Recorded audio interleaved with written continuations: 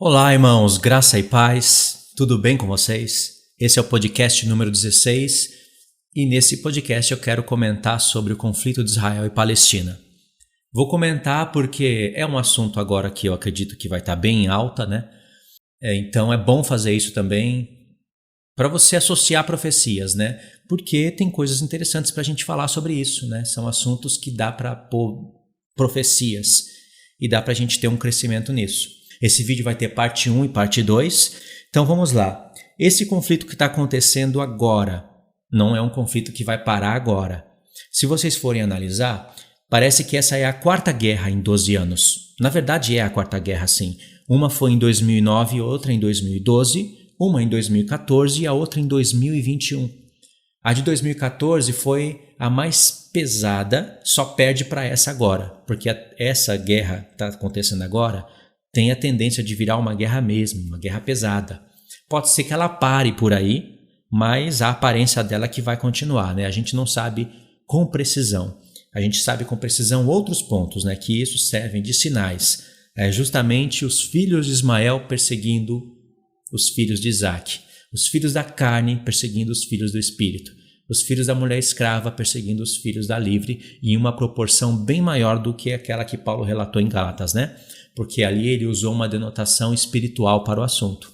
Lá em Gálatas, ele colocou a própria Jerusalém terrestre como filhos de Ismael, mas eram pessoas que serviam o Deus de Israel, estavam em Israel. Não eram filhos de Ismael, literalmente como a gente está vendo hoje. Aquela carta é muito profunda, eu vou até parar por aqui para não me confundir no assunto, né?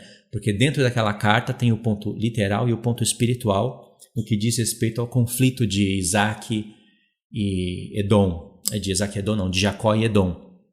De Jacó e Esaú, ou de Isaac e Ismael. Aquela carta de Gálatas é muito profunda. Então, esse conflito que está acontecendo agora, você pode ver que sempre vai ter interesses na terra de Israel e de Jerusalém. E aí a gente consegue ver a cegueira espiritual do povo de Israel, mas é uma cegueira em grande nível, profetizada já pelas Escrituras. Olha só, tem algumas coisas interessantes. A gente sabe que é o Hamas que está fazendo isso. Eles já têm aquele ódio de Israel que a gente já vê de tempos atrás. Parece que o Irã, se eu não estiver enganado, mas o Irã é aquele país que abastece os armamentos de Hamas. Parece que o Irã e também a Coreia do Norte, mas o principal canal de abastecimento dessas armas que o Hamas usa, desses ataques, vem do Irã. E o Irã, vocês sabem, é um país que declara ódio mortal contra Israel, em público. Se você for fazer algumas pesquisas aí no YouTube, você vai ver como o presidente do Irã, o presidente passado, né, de alguns anos atrás, eles fazem declarações abertamente, dizendo morte a Israel, morte aos judeus. Por isso que eles financiam mesmo todo tipo de armamento que vai ser contra Israel. E aí tem o grupo dos extremistas, vocês sabem, o Hamas, e aí eles fazem esses ataques mesmo que são ataques sujos. Eles parece que são mais de 1.000 mísseis lançados, né, foguetes lançados em Israel, e aí acaba atingindo civis. Não teve muitas mortes ainda, né? Parece que não passou ali de 50 mortes. Não sei agora, nesse momento, né? Mas não passaram de 100 mortes ainda. Mas são 100 pessoas morrendo, e isso é que Israel está se defendendo, porque ele tem um sistema de defesa muito grande. E o Israel não sabe, mas ele está sendo analisado faz muito tempo. A terra de Israel está sendo estudada. Por mais que eles usem a inteligência deles, a inteligência artificial, a tecnologia avançada deles e o sistema de defesa, que é assim admirado por outros povos, eles não vão conseguir se defender. Eles estão sendo analisados e estudados faz tempo. Tudo isso daí é para analisar o inimigo. Todas as nações estão vendo como que Israel se defende. A tecnologia deles. Israel ele tem poder militar para acabar com Hamas a hora que eles quiserem. Mas se eles fizerem isso, eles vão provocar ira em outras nações. E tudo que Israel faz vai ser sempre mal visto aos olhos do mundo, porque isso também faz parte dos próprios desígnios de Deus. Pode ver. Israel ele tem ataque preciso, com drones, ele pode acabar com tudo isso. Só que esse grupo é um grupo muito sujo. Eles fazem as reuniões deles assim, onde tem civis, perto de escolas, perto de pessoas. Eles não fazem em lugares isolados. Então, por mais que é um sistema de defesa deles, né? O inimigo tem que saber se defender também. E ele apela para a consciência, para o bom senso de Israel. Que Israel, por mais que eles sejam cegos espiritualmente, eles não vão ficar matando civis só para eliminar os inimigos. Ao contrário de Hamas e de outros grupos, né? De outros grupos extremistas islâmicos. Nem todos eles são assim. Mas não tem jeito, irmãos. Eles creem num Deus que a gente sabe que esse Deus Alá, na verdade, é uma caricatura do diabo. O diabo está por detrás disso. O diabo que está por detrás de Alcorão, do Deus deles. Então, por mais não extremista que seja o grupo, a religião, sempre vai ter algo que vai ser um absurdo aos olhos das nações. Eles não têm liberdade para adorar outro Deus. As mulheres não podem abandonar a fé, nem os homens. Se abandonarem, eles vão ser mortos publicamente. Então é uma coisa assim sinistra mesmo. E não adianta comparar isso com o Deus da antiga aliança, como eu já vi alguns fazendo de maneira completamente sem luz. Porque não é a mesma coisa e nunca vai ser. O Deus de Israel era muito paciente. Tem alguns exemplos na Bíblia, sim, em que Deus dava punição imediata para quem fizesse apostasia. Mas Deus não sai matando assim as pessoas a público, sabe, por qualquer motivo. Você vê a paciência de Deus nos profetas, o quanto que ele clama para as pessoas se arrependerem antes dele mandar a destruição. Então, sobre isso eu vou falar com mais detalhes na parte número 2 do vídeo, porque tem profecias para a gente analisar sobre esse respeito, né? Tem pessoas que comparam o Deus do Antigo Testamento com o Deus do Novo Testamento para causarem ali uma contradição e para sempre mancharem a ideia bíblica, para falar que a Bíblia não pode ser digna de ser acreditada, e muitos desses que fazem isso são filhos de Ismael, espirituais e literais. Você vai ver tanto pessoas carnais que podem ser consideradas como filhos da carne fazendo isso, mas também ismaelitas literais que usam a Bíblia dessa maneira. Então eles fazem essa comparação para dizer que Alá não é tão ruim assim como aparenta ser, porque o Deus da Bíblia também era assim. Mas Alá não muda e o Deus da Bíblia já muda. No Antigo Testamento era muita morte, muito ódio, mata os inimigos, mas no Novo Testamento ama os inimigos. Então não é o mesmo Deus. E aí você vê um Deus ali que tem um pouco de mudanças, de alterações, e no caso Alá é mais consistente na sua pregação. Irmãos, se vocês pesquisarem, vocês vão ver muito desses ataques ao cristianismo para tirarem as pessoas do cristianismo para levarem para o islamismo. E aí é só quem não lê a Bíblia mesmo para cair nisso, né? Enfim, então, voltando aqui para o assunto, vocês sabem, Erdogan e se aliando com outras nações, eles estão querendo fazer ali, eles já estão querendo se juntar mesmo para se cumprir a profecia do barro e ferro, se unindo para se cumprir a profecia das nações se unindo, da sétima cabeça da besta, né? Para se formar, para irem contra a terra de Israel. Erdogan já vem declarando que ele quer Jerusalém. Não com essas palavras assim, né? Mas eles querem marchar para Jerusalém, eles querem ir para Israel para fazer o quê?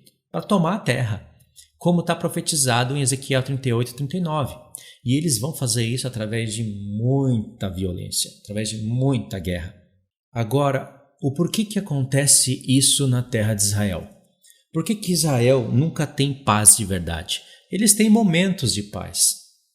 Deus está permitindo essas coisas acontecerem em Israel para se cumprir profecias.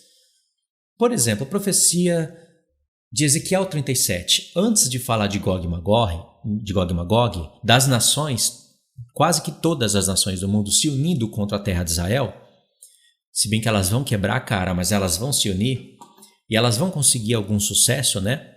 Por determinado tempo, a gente sabe. Não pode ler só Ezequiel 38 e 39. Ali é uma visão panorâmica do assunto. Tem que ler também outros profetas. Eles vão conseguir tomar metade da terra. Eles vão conseguir levar muitas pessoas para cativeiro. Isso vai ser notícia sem cessar entre todas as nações.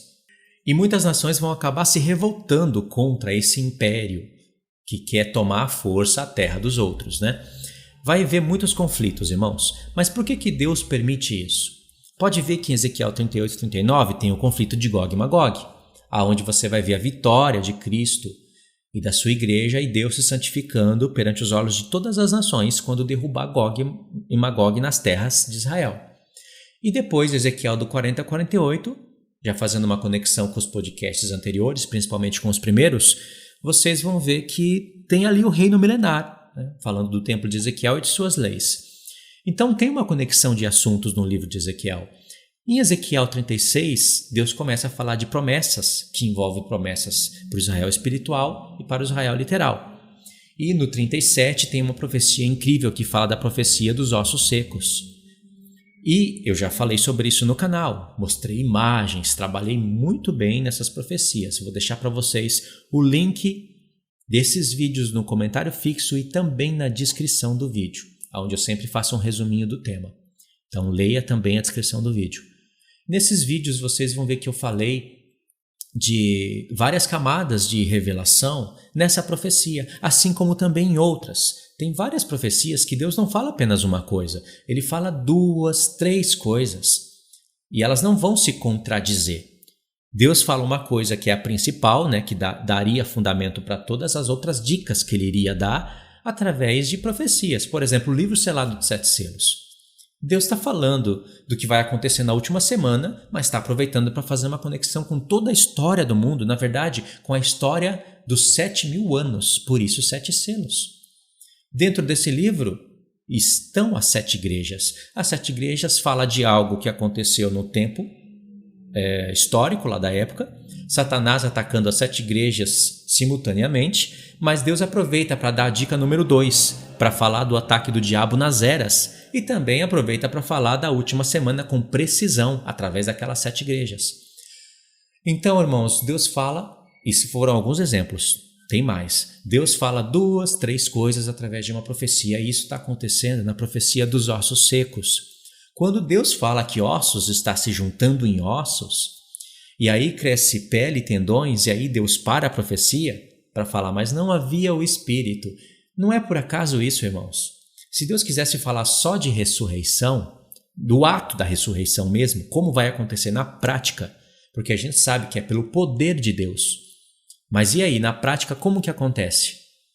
Será que vai ser os mesmos ossos que estão secos, enterrados debaixo da terra, que Deus vai pegar aqueles mesmos ossos e vai glorificar os ossos, fazer reviver os ossos secos? Ou será que Ele vai usar outros ossos? Porque o homem glorificado ainda vai ter osso, vai ter carne também. Entendeu? Eu não acredito que vai ter sangue, não vai ter esse mesmo corpo que nós temos, né? Mas vai ser um corpo de osso e de carne, os glorificados. Eu acredito que vai ser um corpo semelhante aos dos anjos. Eu não acho que os anjos têm ossos e carne, né? Porque eles não passaram pelo processo da glorificação. Eles já são glorificados, já nasceram assim. Eles não cresceram, eles não morreram. Então, é uma criação diferente, semelhante, né? Porque faz parte da família de Deus, mas Deus tem criações diferentes. Os querubins são diferentes dos 24 anciãos, que são diferentes dos anjos, e por aí vai. Então, se Deus quisesse falar só do ato da ressurreição, Ele não precisaria falar daquela maneira. Ele aproveitou para falar da restauração espiritual de Israel.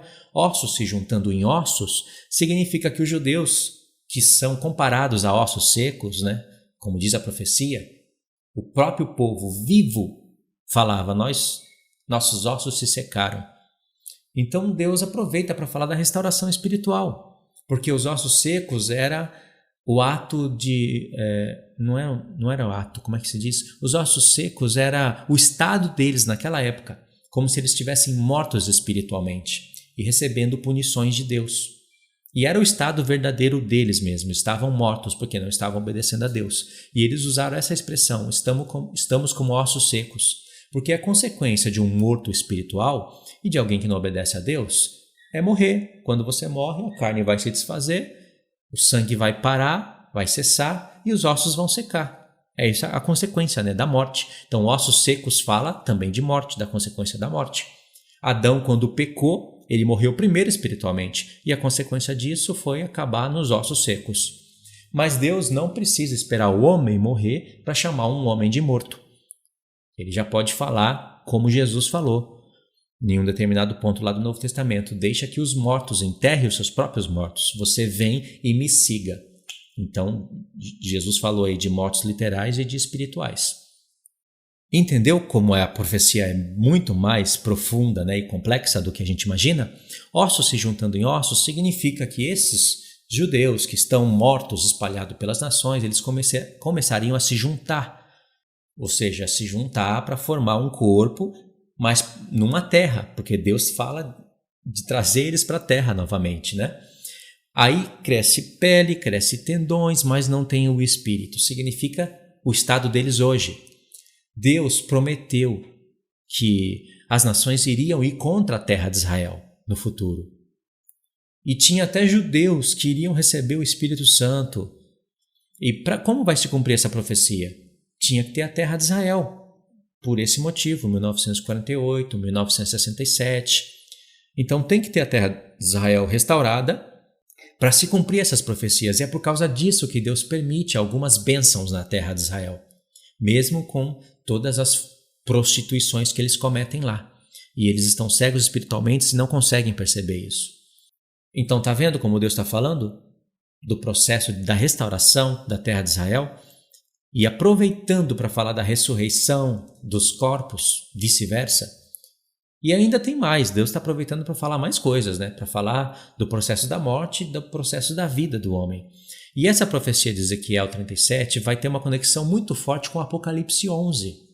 Sim, do corpo das duas testemunhas que viram ossos secos e fica lá espalhado em Jerusalém em um determinado ponto, até um determinado tempo, para que Deus traga a ressurreição das suas testemunhas. Lá em Apocalipse 11, Deus aproveita para falar da ressurreição de toda a igreja, quando ele fala daqueles ossos secos tomando vida de novo. Vem o Espírito de vida e ressuscita eles.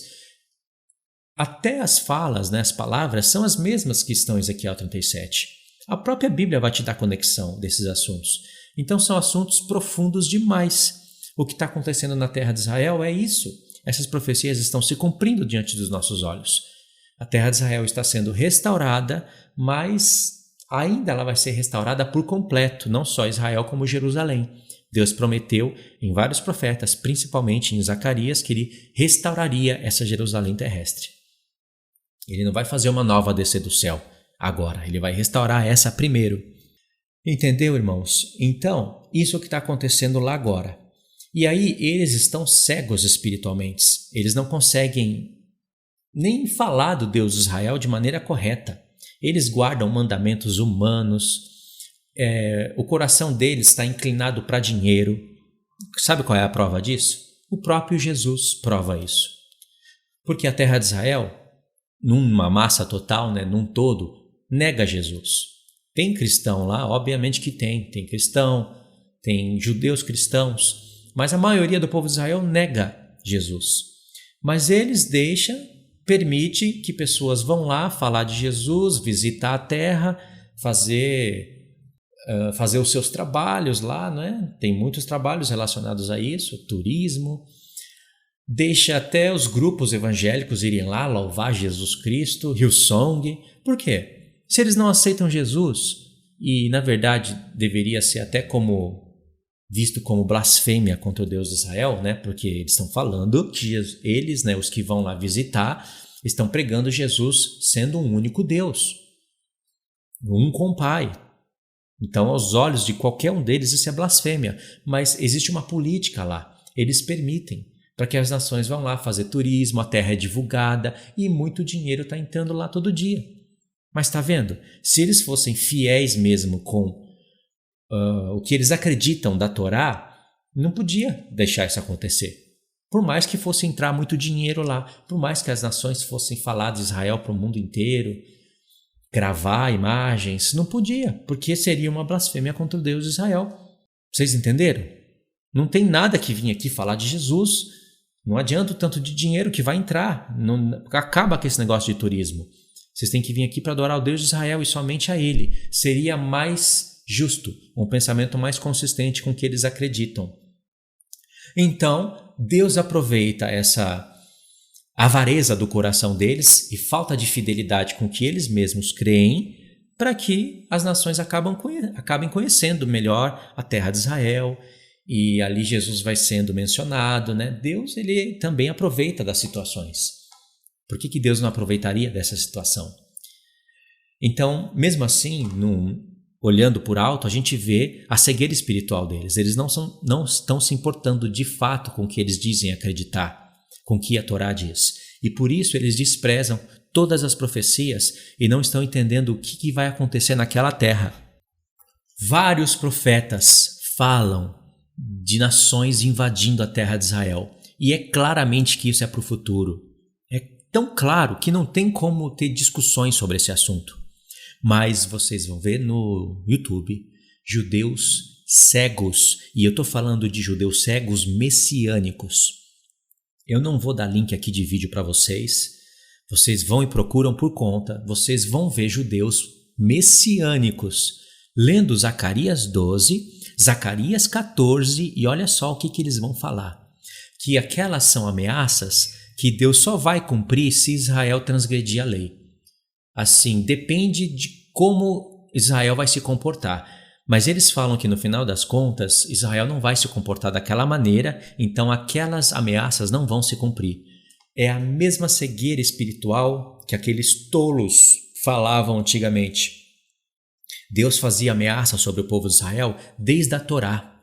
Só que Deus estava profetizando um tempo determinado, irmãos. Lá na Torá, quando ele fala que a terra ia descansar nos anos em que elas não descansaram e o povo ia ser cativo e a fome ia ser tão grande que os pais iam comer os seus próprios filhos, foram passando muitos anos de transgressão de Israel e eles já não acreditavam mais nessas ameaças. Olha o tempo dos juízes.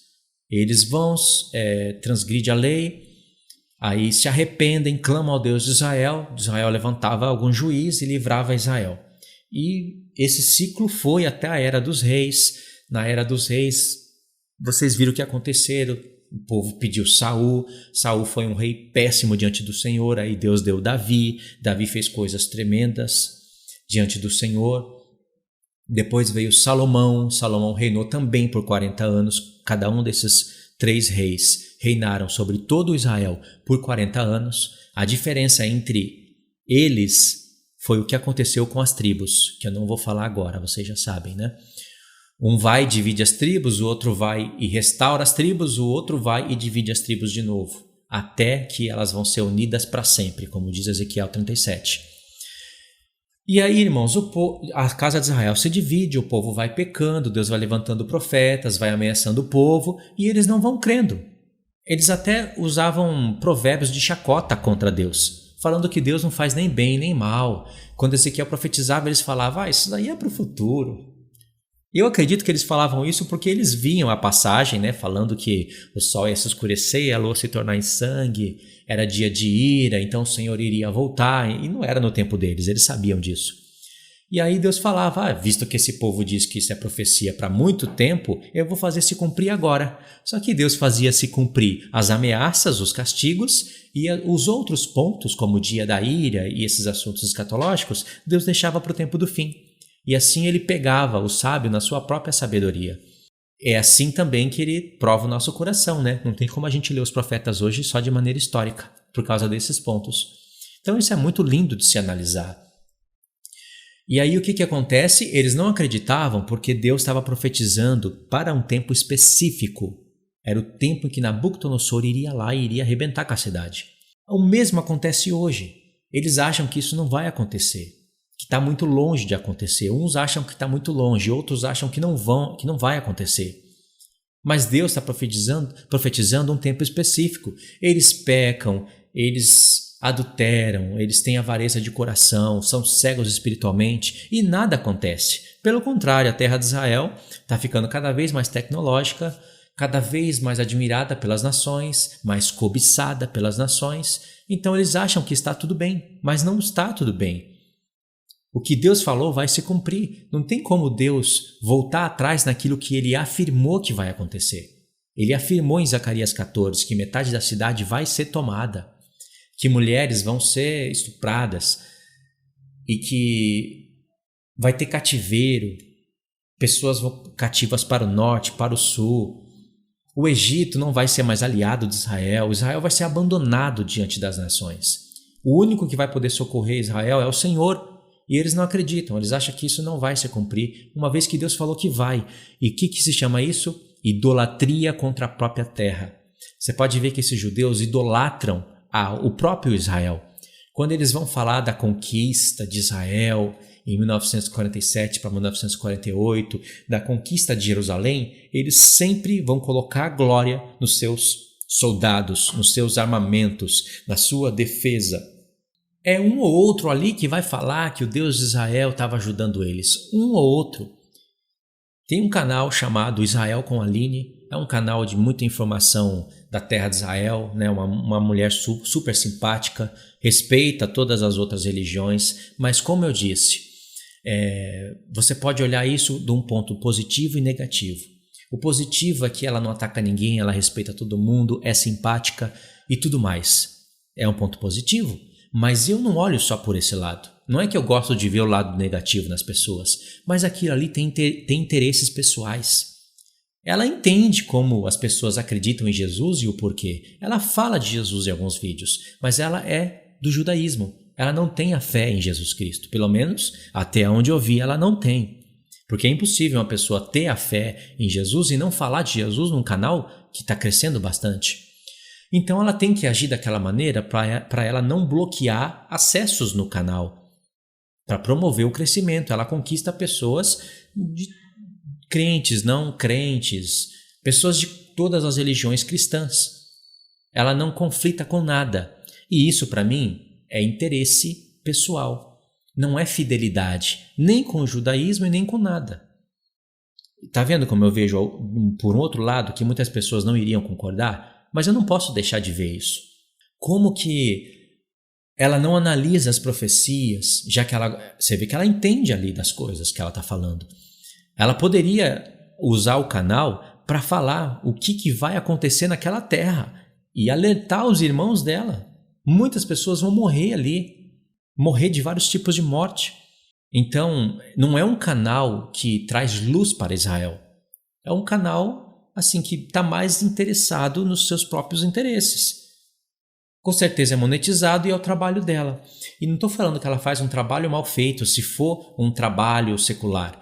Mas se ela se diz judia e crê na Torá, então ela tem que crer nos profetas. Pelo menos, se ela não crê no Novo Testamento, é uma outra história. Mas se ela crê nos profetas, ela deveria crer no que vai acontecer na terra de Israel.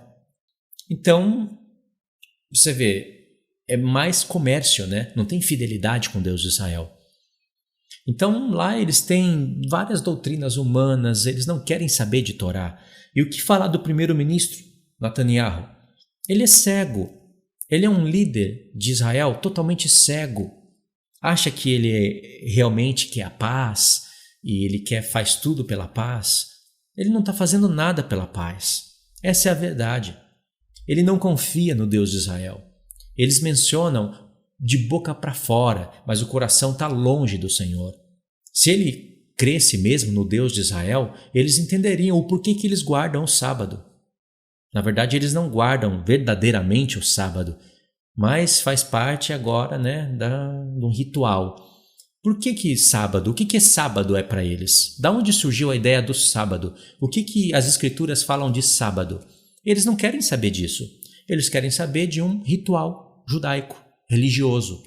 Então Deus tem uma história para o homem, contada para toda a humanidade no sábado. E eles, melhor do que ninguém, poderiam estar ensinando as nações a separarem o santo do profano, a falarem sobre o sábado, sobre o descanso de Deus, o porquê das coisas, mas pelo contrário, eles não estão nem aí com nada. A terra está aberta para turismo, pode ir lá e falar de Alá, pode ir lá e falar de Jesus como Deus. Aí depois vem um Islã que contradiz tudo, está aberto a comércios. Então, Jerusalém ela é comparada a uma grande Babilônia. Por isso que ela é comparada, não é que ela é a grande Babilônia, porque a grande Babilônia vai ser queimada pelo fogo e vai deixar de existir para todo sempre. Jerusalém não vai ser queimada no fogo e não vai deixar de existir para todo sempre. Então, Deus compara, mas ele diz mudar a sorte dela. Realmente ela está parecendo com a mãe, né? A mãe das abominações da terra. Jerusalém está parecendo a filha, quer dizer, está parecendo com a mãe, está se tornando uma filha. Mas ela não é a própria grande Babilônia. E Jerusalém também nunca foi a mãe das abominações da terra. A história de mãe das abominações da terra, que é um mistério, está lá com Nimrod. É ali que aconteceu as abominações da terra, ali que se iniciou tudo. Então, irmãos, vê bem, eu não fiquei falando aqui nomes de presidente, o que eles falaram antes de ontem, o que saiu na notícia no outro dia depois. Não me interessa isso. Me interessa fazer uma análise por cima, falar sobre os conflitos, sim, sobre a cegueira espiritual do povo, mas falar sobre coisas proféticas. Isso é o que me interessa. Eu sei o que Erdogan está planejando, o que ele está planejando com o presidente da Rússia e o que eles querem, onde isso vai parar. Nós sabemos que todas as nações da Terra, quase que todas, vão se unir contra Israel. Pronto, não precisa de eu ficar investigando isso metodicamente, passo a passo. Não precisa. Mas se eu não fizer isso, eu não tenho conteúdo todo dia, conteúdo alarmista, conteúdo que vai trazer muitas visualizações e muito dinheiro, né? Como eu sei que é isso que acontece. Então, para falar de profecias, eu preciso estar lendo, né? E eu não tenho coisas para falar todos os dias. Essa foi uma oportunidade que eu vi para falar de profecias. Eu não li aqui nenhum texto, mas eu contei um monte de histórias, né, proféticas para vocês. E vocês sabem que isso não vai parar, isso vai se intensificar cada vez mais. Vai ter muitos conteúdos no YouTube falando sobre isso, né? Sempre falando o nome de todo mundo, o que eles fizeram, o que eles comeram, o que eles deixaram de comer, o que eles vão fazer, mas isso para mim é desinteressante, né? Tem que ser coisas proféticas. Assim como eu contei para vocês a história dos ossos secos, os capítulos de Ezequiel. Esse estudo aqui é o podcast número 16. Ou seja, tem uma história sendo contada aqui na playlist dos podcasts, porque é um canal bíblico. Eu falei aqui para você geopolítica.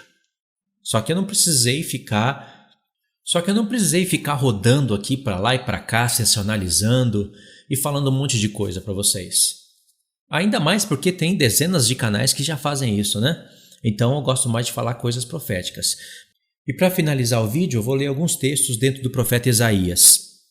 Isaías capítulo 5, do 20 ao 23. Olha só. Ai dos que ao mal chamam bem e ao bem mal, que fazem da escuridade luz e da luz escuridade, põem o amargo por doce e o doce por amargo. Ai dos que são sábios aos seus próprios olhos e prudentes em seus próprios conceitos. Está falando aqui do povo de Israel. É eles que fazem isso. É claro que isso pode ser usado também para religiões cristãs. Eu mesmo uso esse texto número 20 para falar do calvinismo, contra o calvinismo, porque é isso que eles fazem.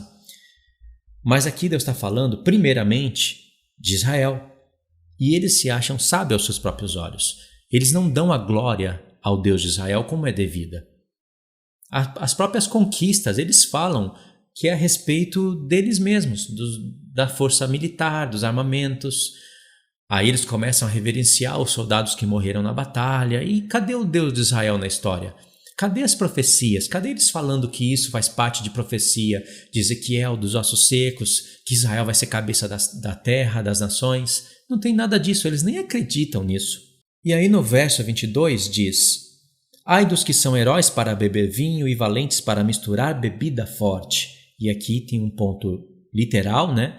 Não anula o ponto literal de maneira nenhuma, mas o ponto mais forte é o ponto espiritual. E o verso 23 diz: os quais por suborno justificam o perverso e julgam e negam justiça. Então o vinho e a bebida forte atrapalhava eles literalmente. Não é só algo espiritual. É vinho e bebida forte mesmo. Atrapalhava o julgamento deles e não deixava eles seguirem o Deus de Israel. Se vocês pularem até o verso... Na verdade, irmão, se vocês forem ler o capítulo 6, a história continua. Só que vai ficar muito complicado eu contextualizar tudo aqui da maneira que eu gosto de contextualizar. Então vamos direto no capítulo 28. Aí diz assim, no capítulo 28 vai contar a história da cegueira deles, né? E eu vou direto para o verso 7. Diz assim: mas também estes cambaleiam por causa do vinho e não podem, ter-se em pé por causa da bebida forte. Está vendo? Vinho e bebida forte de novo. O sacerdote e o profeta cambaleiam por causa da bebida forte, são vencidos pelo vinho, não pode ter-se em pé por causa da bebida forte. Erram na visão, tropeçam no juízo. Você vê que é um texto duplicado? Deus está frisando aqui bebida forte, né, e vinho, essas coisas. Verso 16 diz assim: Portanto, assim diz o Senhor Deus, eis que eu assentei em Sião uma pedra, pedra já provada, pedra preciosa, angular, solidamente assentada. Aquele que crer não foge. Pedro usou esse texto aqui na sua segunda carta para falar que Cristo era essa pedra. Uma pedra que foi rejeitada, mas que para Deus já era uma pedra aprovada e preciosa. E por que Pedro enxergou essa pedra como Messias? Porque existe uma história contada nessa pedra. A palavra pedra e rocha de Israel é a mesma palavra no hebraico. Lá no livro da lei, Deus já fala: vocês rejeitaram a rocha de vocês.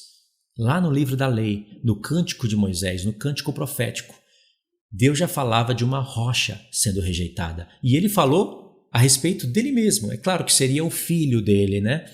Mas uma rocha rejeitada. E aqui em Isaías, Deus fala que ele colocou, Deus está falando que ele colocou uma pedra em Sião. Não pode ser literalmente. Ninguém vai crer em uma pedra literalmente. Tem que ser um homem. Tem que ser alguém que é cabeça de Israel. Mas aqui diz que ela seria rejeitada. Mas aquele que crê, né, iria... Aqui diz, não foge. Pedro diz, não será confundido. E lá na carta Pedro explica muito bem sobre essa pedra. Agora, olha uma conexão desse texto aqui. Eu li o verso 16 e 18, né? Olha uma conexão desse texto aqui, por exemplo, com Isaías 8. Diz assim, verso 13: Ao Senhor dos Exércitos, a Ele santificai, seja Ele o vosso temor, seja Ele o vosso espanto. Ele vos será santuário, mas será pedra de tropeço e rocha de ofensa às duas casas de Israel. Laço e armadilha aos moradores de Jerusalém. Olha aqui, Deus está falando para as pessoas temerem a Deus, santificarem a Ele e ficarem espantada por causa dele, e diz que ele seria santuário para o povo, irmãos. Olha só, já mostrando que o santuário era uma figura de Cristo. No próprio corpo de Cristo, no seu próprio santuário, ele faria sacrifícios superiores, como o escritor de Hebreus explica na sua carta. E diz, ele vos será santuário, para que a nossa expiação fosse feita através do corpo de Cristo, né? Mas seria pedra de tropeço, aqui é uma rocha, pedra de tropeço. Rocha de ofensa, as duas casas de Israel, porque os gentios também iriam se escandalizar nele, né? Deus não está falando só da rebeldia da casa de Judá, está falando da rebeldia também da casa de Israel, que você vê claramente nos dias de hoje através dessas seitas, calvinismo e várias outras seitas, que são muitas, né? Muitas delas, não é que eu só estou falando contra o calvinismo, é que para mim é uma das piores, a qual tem nome de que vive, mas está morto. Usa o nome de Jesus. Tem outras seitas semelhantes a essas. Mas aqui diz que ele seria laço e armadilha para os moradores de Jerusalém. No verso 15 diz, mas muitos dentre eles tropeçarão e cairão, serão quebrantados, enlaçados e presos. Essa prisão aqui, irmãos, é a própria prisão do Sheol. Lembra quando Jesus vem, muitas pessoas vão ser lançadas vivas no Sheol? Quer dizer, muitas pessoas vão ser lançadas vivas no Lago de Fogo. O Lago de Fogo, não posso dizer que é o Sheol, né? Lago de Fogo é uma outra coisa. Mas muitas pessoas que eram para ressuscitar na vinda de Cristo, né? Na volta dele, muitas pessoas não vão. Elas vão ficar presas no Sheol. Quando Jesus vem, ele te tira da prisão de Satanás. Ele abre as prisões espirituais, tira você da prisão de Satanás, e o que acontece? Você fica livre para servir a ele. Mas aí muitas pessoas acabam abandonando o Deus de Israel, apostatando dele. E aí quando o Senhor voltar, ele vai catar essas pessoas e vai prender na prisão dele. Ele te libertou da prisão de Satanás, te deixou livre, e você não andou nos caminhos dele, ele vai pôr essa pessoa na prisão dele. E a prisão do Senhor é o Sheol. Anjos vão ser aprisionados no Sheol, na vinda dele, quando ele voltar. E tem pessoas no Sheol agora, nesse momento. Entendeu? Por isso que diz, serão quebrantadas e lançadas e presas. Aí diz, resguarda o testemunho e sela a lei no coração dos meus discípulos. E no verso 20 diz, a lei e ao testemunho, se eles não falarem dessa maneira, jamais verão a alva. Você vê que o povo de Israel hoje, eles não falam conforme a lei e conforme o testemunho. Eles são afastados demais da lei e do testemunho. Aí nós começamos a ler o capítulo 5, nós fomos para o capítulo 28, para falar da cegueira deles por causa da bebida e do vinho, só que ali era bebida mesmo, literal. Eles ficavam bêbados e não poderiam entender as coisas do Senhor. Aí em Isaías 29, o Senhor vai aprofundar um pouquinho mais as coisas. A gente pode começar do verso 9, é contexto do 28. Eu só fui lá em Isaías 8 para explicar a conexão da pedra. É muita coisa para explicar, irmãos, realmente, até às vezes eu posso me esquecer, né? E aí vocês podem até pensar, mas qual foi a conexão? A conexão é que se por um lado o Senhor disse, em Isaías 8, que ele seria uma pedra de tropeço para muitos, mas que serviria de santuário para outros, e o Senhor, como é que ele vai ser uma pedra? Ele não explicou, ele só disse que vai ser uma pedra, uma rocha, que vai ser bênção para um e maldição para outros. Mas lá em Isaías 28 ele fala que ele vai pôr uma pedra em Sião. Essa pedra é a mesma do capítulo 8. Como é que ele vai ser pedra? Ele vai pôr uma pedra em Sião. Essa pedra é Cristo, seria o Messias, que seria rejeitado.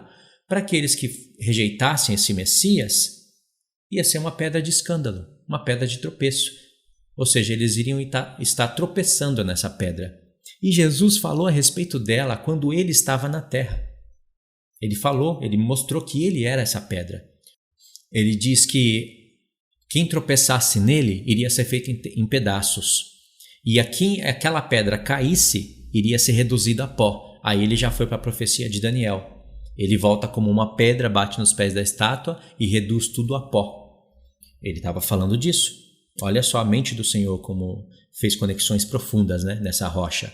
Mas aqui em Isaías a gente tem essa conexão. Isaías 29, a partir do verso 9, diz assim: estatelai-vos e ficai estatelados, cegai-vos e permaneceis cegos, bêbados estão, mas não de vinho, andam cambaleando, mas não de bebida forte. Aqui apareceu de novo, bêbados, vinho e bebida forte. Mas aqui Deus diz que a bebedice não era nem de vinho e nem de bebida forte. Ao contrário do capítulo 5, que era realmente vinho e bebida forte literal. Só que o que acontece? O povo que anda nesses caminhos, eles acabam ficando embriagados espiritualmente. E até quem não bebe vinho e bebida forte pode ficar embriagado espiritualmente.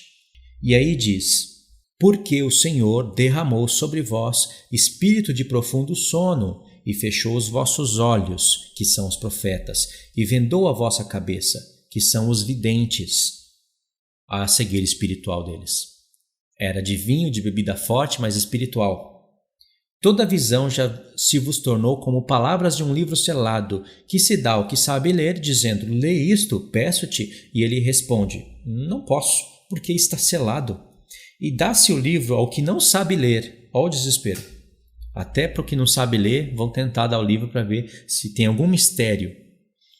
E a pessoa que não sabe ler diz: não posso, porque eu não sei ler. O Senhor disse: visto que este povo se aproxima de mim, e com a sua boca e com seus lábios me honra, mas com seu coração está longe de mim, e o seu temor para comigo consiste só em mandamentos de homens, olha a situação de Israel ainda hoje, que maquinam e aprendem o mal, continuarei a fazer obra maravilhosa no meio deste povo. Sim, obra maravilhosa em um portento, de maneira que a sabedoria dos seus sábios perecerá, e a prudência dos seus prudentes se esconderá. Isso se cumpriu, começou a se cumprir lá na vinda de Cristo, mas vai até os dias de hoje, irmãos. Vale, eu vou provar para vocês através desse contexto no qual a gente acaba o estudo. Vê que, após ter falado de bebida e de vinho e bebida forte espiritualmente, Deus disse que o Senhor derramou um espírito de profundo sono para que eles não vejam, para que eles não entendam. Mas por que Deus fez isso? O Senhor explica, porque eles se aproximam de mim e me honram só com seus lábios, mas o coração deles está longe de mim. Como castigo, Deus fecha os olhos deles. Não é como no caso que o calvinista explica, que os calvinistas explicam, que eles não podem crer porque Deus fechou os olhos. Não é assim. Na verdade, Deus queria que eles crescem. Como Jesus disse em João, eu falo isso para que vocês sejam salvos, mas vocês não querem. É isso que ele fala em João 5. Lá onde ele fala que ninguém pode vir a mim se o Pai não enviar. E ninguém pode ir ao Pai se não for por intermédio de mim. Entre esses dois textos, Jesus fala, eu estou falando isso para vocês para que vocês sejam salvos, mas vocês não querem. Entendeu? Só que os calvinistas não usam esse texto do meio, que Jesus falava isso para salvar eles, mas eles não queriam. Eles eliminam esse texto e pega só aqueles dois para formar a pudriqueira deles, porque eles estão bêbados, mas não de bebida forte nem de vinho, mas com loucura e cegueira espiritual. Esse é o caso dos calvinistas. Aqui eu estou falando do caso de Israel hoje, atual hoje. E vê que Jesus usou essa mesma frase quando ele veio. Vocês se aproximam de mim, vocês me honram, mas só com os lábios. Ele disse, bem profetizou Isaías a meu respeito. Ele está dizendo aqui, que esse aqui que está falando era ele antes dele vir em carne. A existência do Messias antes dele nascer como homem é o que o povo de Israel também rejeita. Eles acreditam que o Messias que vai vir, que vai nascer, ou até mesmo naquele tempo, o Messias que haveria de nascer nunca existia antes em espírito. Mas aqui Jesus está falando, que falava a respeito dele. E como se prova isso sem o Novo Testamento? Tem como se provar. Vocês vão ver que tem dois Senhor falando um com o outro e falando com o povo nas Escrituras, não é um só. Em Zacarias você vê isso tão claramente, em Isaías também você vê, em Oséias. Na verdade, irmãos, eu acho que na maioria dos profetas, só que os profetas que eu vejo que usa a linguagem mais forte é esse. E um dos textos que fala sobre isso é o Salmo 110, né? Disse o Senhor ao meu Senhor. São textos que também foram usados no Novo Testamento. Então aqui Jesus está falando que isso se cumpria nele. Lá, quando ele veio, ele falou que isso se cumpria nele. E no verso 11 diz, toda visão já se vos tornou como palavras de um livro selado. Está fazendo referência a qual livro da Bíblia aqui? Isaías, o Espírito de Cristo que está em Isaías, estava fazendo referência a um tempo ainda não existente, a um tempo que sempre foi conhecido pelo Senhor, o tempo de Daniel. Quando o Espírito de Cristo profetizava isso no tempo de Isaías, ainda não existia Daniel e o livro selado, que falava de Cristo, da sua primeira vinda e da sua segunda vinda. E pode ver, quando Jesus veio, a história de Daniel já havia acontecido. E para os judeus eram como livro selado. São palavras seladas que eles não poderiam entender. Mas por quê?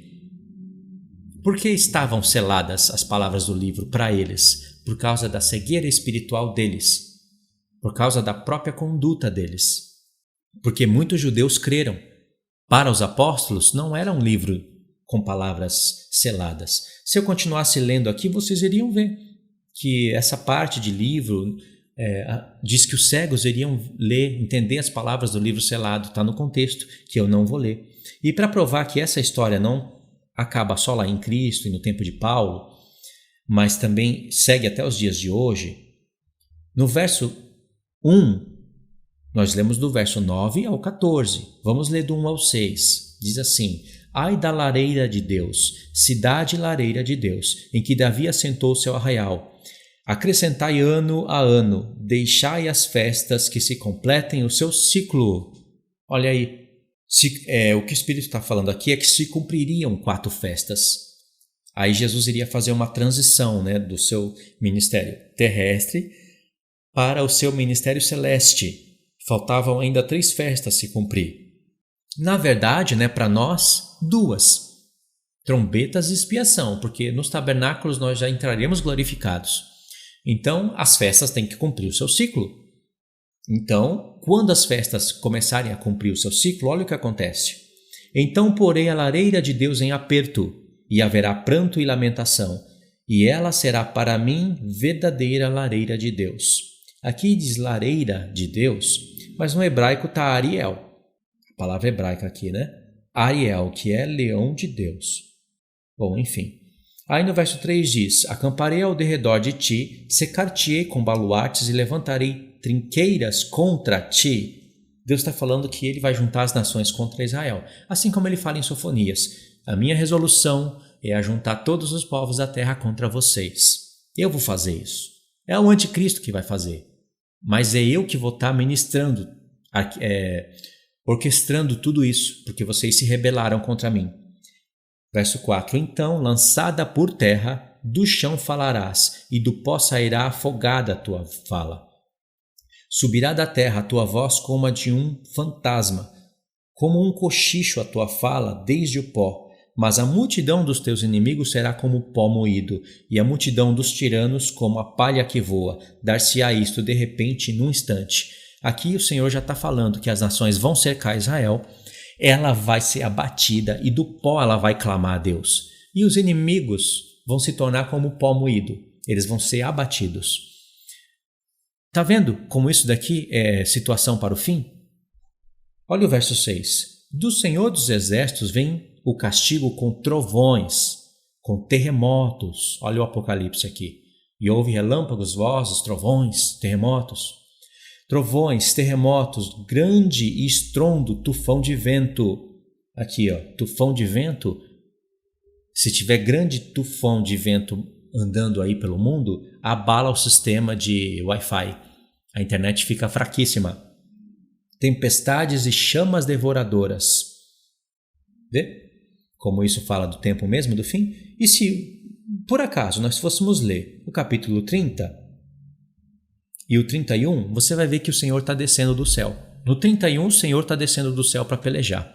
Então, irmãos, essa é a situação do povo de Israel na vinda, a primeira vinda, e essa será uma situação do povo de Israel na segunda vinda.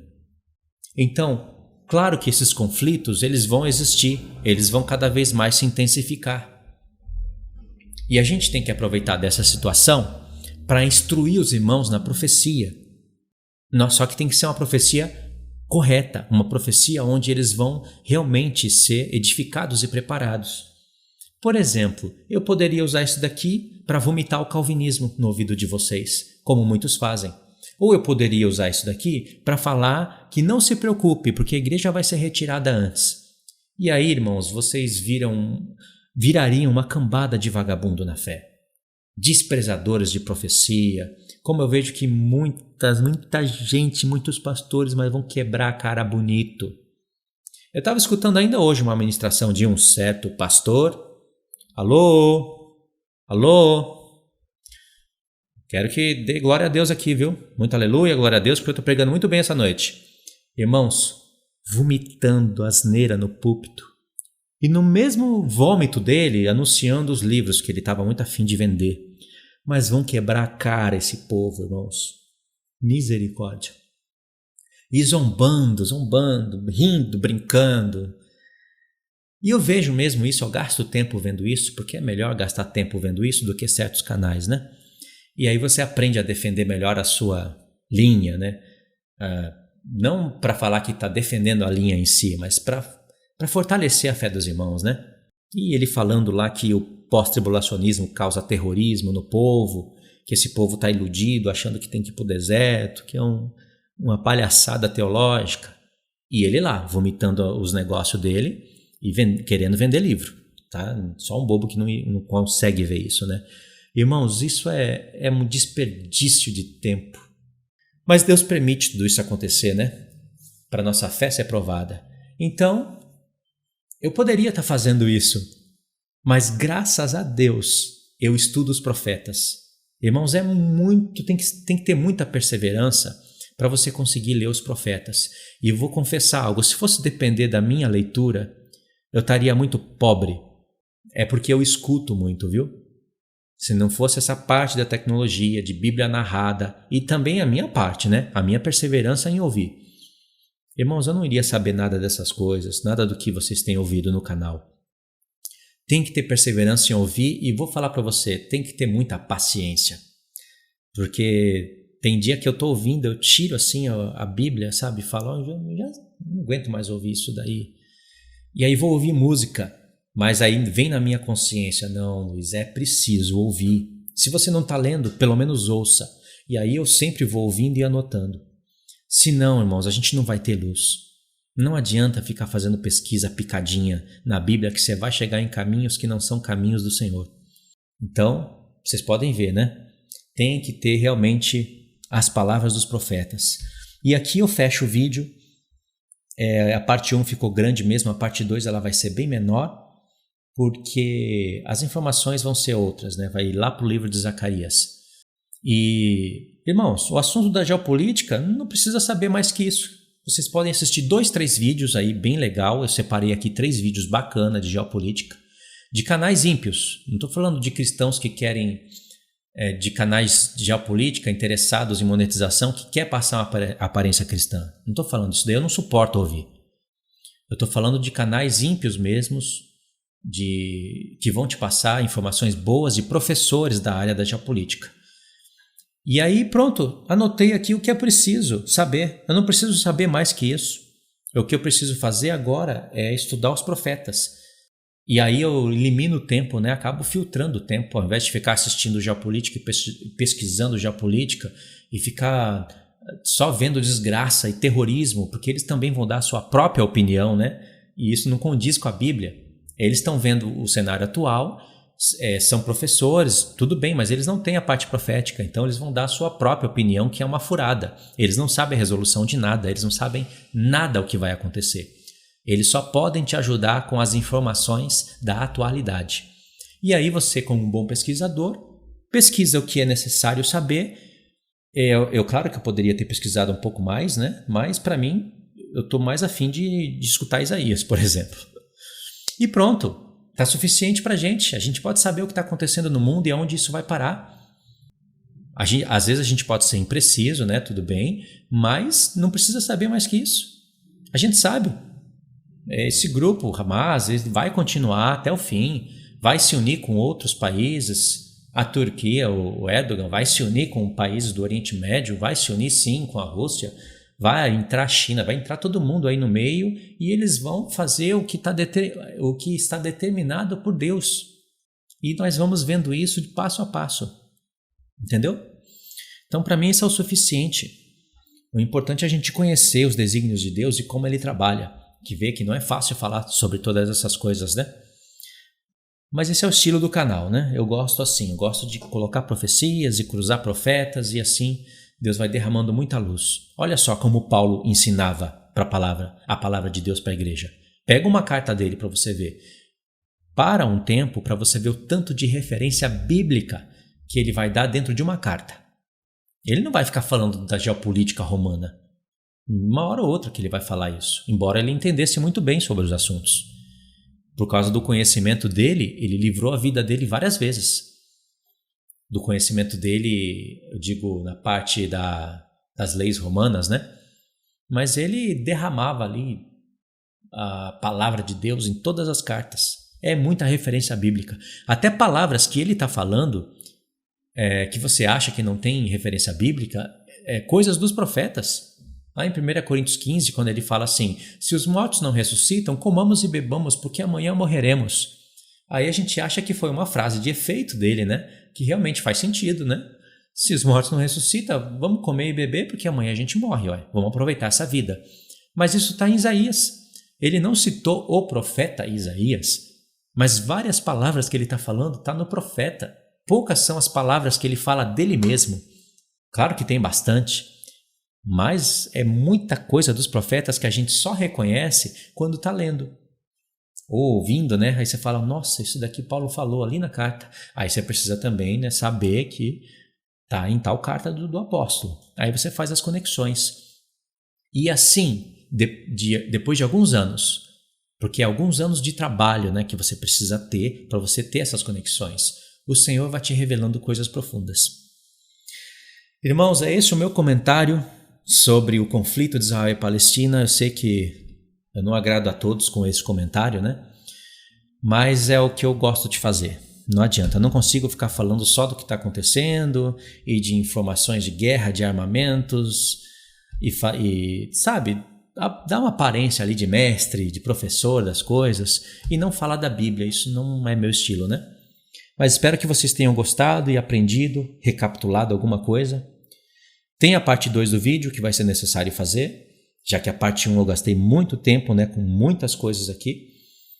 Na parte 2 ela vai ser mais leve, com profecias dentro de Isaías e sempre mostrando que Israel vai precisar se arrepender. E a gente tem um papel muito forte nisso. Se a gente não trabalhar a nossa palavra com as palavras dos profetas, a gente jamais vai provar que Cristo é o Messias para eles. E esse é o nosso papel hoje. Deus inverteu a situação. Um dia os judeus foram luz para a gente. Quer dizer, eles são luz sempre porque eles creram no Deus de Israel, no Filho e escreveram as cartas. Então, eles sempre vão ser os maiores, né? Tanto é que o nome de cada apóstolo está escrito em cada fundamento da cidade da Nova Jerusalém. Embora o nome do apóstolo Paulo não vai poder estar ali, porque ele não faz parte dos 12, ele tem um papel, para mim, um papel superior. Que ele mesmo não falou, né, assim, com todas essas palavras, mas a gente sabe que ele tem. Olha só para o Novo Testamento. Ele escreveu mais a metade do Novo Testamento. Então, ele tem um grande papel na igreja, né? Mas nos nossos nomes não estão ali em destaque. Podemos ser as pedras preciosas, toda aquela edificação da cidade, né? Aquela simbologia, estamos representados lá, mas os apóstolos sempre vão ser maiores que qualquer um de nós. E eles foram luz para a gente, mas hoje, irmãos, a gente precisa ser luz para a terra de Israel. E aí é com oração e profecia. Esses dois. Se for só com um, você já ajuda. Mas se for com os dois, você tem um trabalho mais completo. Oração e profecia. Para fazer um judeu crer no Novo Testamento, você precisa manusear muito bem o Antigo. E então, não é tarefa fácil. Tá bom? Mas pode ter certeza. Hoje, quem tem a luz, quem tem o testemunho de Cristo, são os gentios. Eu falo gentios assim numa linguagem para vocês entenderem, né? Na época, Paulo escreve para as igrejas dos judeus, escreve para as igrejas dos gentios, ele fala que ele era mestre dos gentios, então tinha judeus e tinha gentios, cada um com seus costumes, mas em muitas cartas, principalmente em Efésios, ele fala que não pode haver mais dois povos em Cristo, nós temos que ser um. Era tempo de transição. A mensagem tinha o evangelho da circuncisão, o evangelho da incircuncisão, mas esses dois tinham que convergir em uma só palavra de união. Então, nessa linguagem que eu falei, né? Hoje os gentios, eles têm que ser luz para a terra de Israel. E tem que manusear muito bem os profetas para que eles se envergonhem disso. Tem judeus que vai auxiliar muito, claro, tem judeus que vão estar muito mais na frente do que os gentios, mas eu estou falando em questão de massa. Na maioria, são os gentios que têm esse testemunho hoje. Tá bom? É isso daí então, irmãos. Fiquem na paz. Deus abençoe. Até os próximos estudos.